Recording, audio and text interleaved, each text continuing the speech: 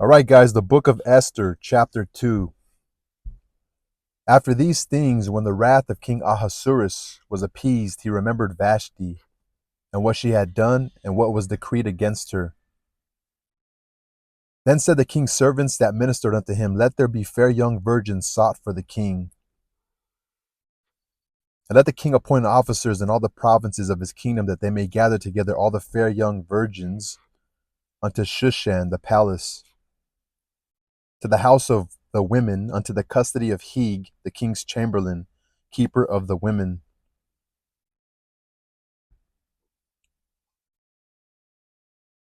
And let their things for purification be given them, and let the maiden which pleaseth the king be queen instead of Vashti. And the king pleased the king, and the thing pleased the king, and he did so. Now in Shushan the palace there was a certain Jew whose name was Mordecai, the son of Jair, the son of Shammai, the son of Kish, a Benjamite, who had been carried away from Jerusalem with the captivity which had been carried away with Jeconiah, king of Judah, whom Nebuchadnezzar, the king of Babylon, had carried away. Maybe that's Mordecai. Maybe Esther's Mordecai's dad. I just feel like she's going to come up somewhere. And he brought up Hadassah, that is Esther, his uncle's daughter. So Mordecai is Esther's uncle, or actually his cousin. For she had neither father nor mother, and the maid was fair and beautiful, whom Mordecai, when her father and mother were dead, took for his own daughter. So it came to pass, when the king's commandment and his decree was heard, and when many maidens were gathered together unto Shushan the palace to the custody of Hegai, that Esther was brought also unto the king's house to the custody of Hegai, keeper of the women. And the maiden pleased him, and she obtained kindness of him, and he speedily gave her things for purification, with such things as belonged to her, and 7 maidens which were meet to be given her out of the king's house. And he preferred her and her maids unto the best place of the house of the women. Esther had not shown her people nor her kindred, for Mordecai had charged her that she should not show it. And Mordecai walked every day before the court of the women's house to know how Esther did, and what should become of her. And Esther had not shown her people nor her kindred. I'm not sure what that means.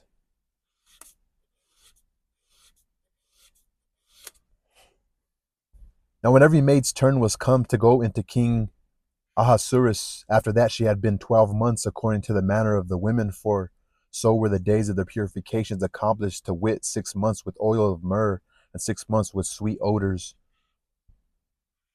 and with other things for the purifying of the women.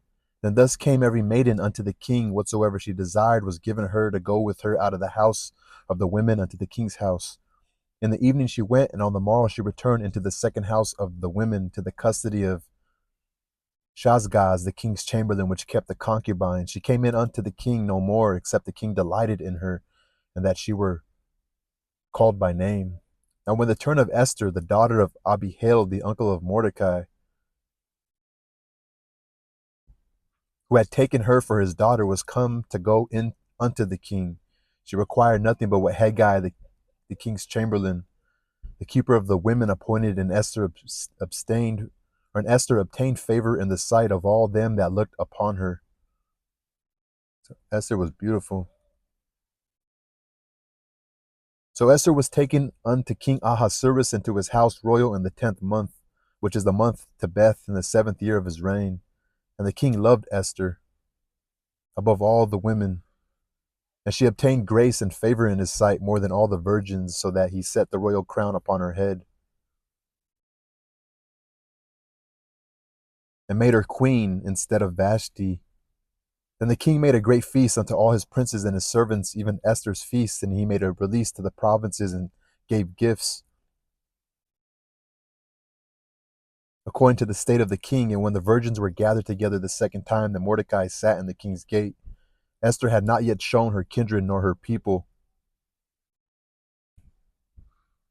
As Mordecai had charged her, for Esther did the commandment of Mordecai, like as when she was brought up with him.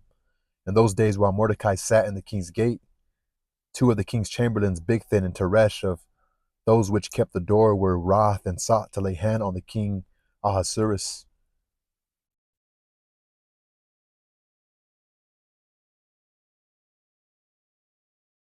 And the thing was known to Mordecai, who told it unto Esther the queen. Esther certified the king thereof in Mordecai's name, and when inquisition was made of the matter, it was found out.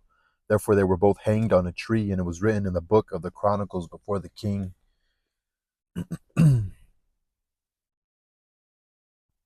So Mordecai was just always at the gate, like wondering what was going on with Esther, his cousin or niece. Let's say like more like he was like an uncle.